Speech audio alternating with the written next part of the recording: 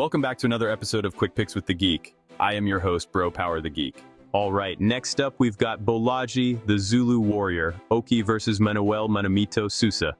And if you're looking for technical patience and slow pacing, you might want to check another fight.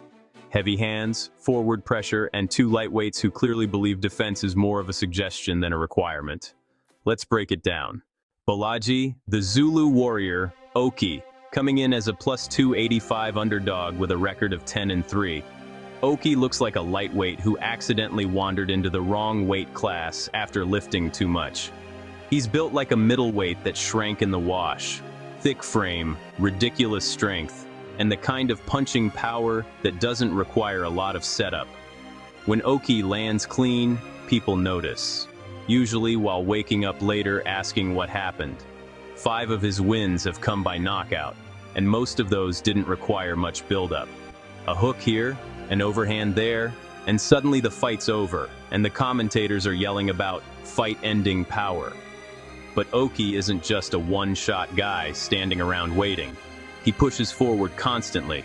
Over 5 significant strikes landed per minute, and a pressure-heavy style that traps opponents against the cage. And once he gets you there, it's not comfortable. Clinch pressure, heavy hooks, big shots upstairs and to the body. He wants to make the fight physical. The problem is that same aggression works both ways. Absorbing over 4 strikes per minute isn't ideal when you're constantly marching forward. His defense relies heavily on toughness and physicality instead of head movement or angles. Then there's the cardio question. That explosive, muscular style is terrifying early.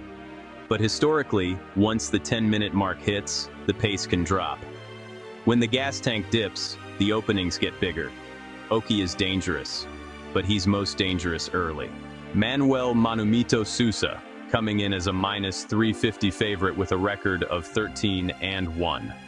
Sousa fights like he's trying to end the fight before the commentary team finishes saying his name. He's another absolute power puncher at lightweight. 8 knockouts, a heavy lead hook, and the kind of forward pressure that makes opponents feel like they're being hunted instead of fought. Sousa doesn't just close distance, he cuts the cage. Slowly, patiently, until suddenly you realize you're backed up and he's throwing heat. But what makes him interesting is that he's not just a striker. Underneath all the violence is a legit BJJ game. 3 submissions and a knack for grabbing necks when opponents panic. If you shoot a bad takedown or scramble recklessly, he's more than happy to wrap something up. Physically, he's also incredibly strong for 155. In the clinch, he's hard to move, hard to push around, and when he locks onto you, it becomes a grinding kind of fight. But Sousa has his own chaos built in. He loves a brawl, sometimes a little too much. When he smells blood, the technical game plan disappears and it turns into a slugfest, which is exciting for fans, and occasionally dangerous for him. His striking accuracy also drops when he loads up.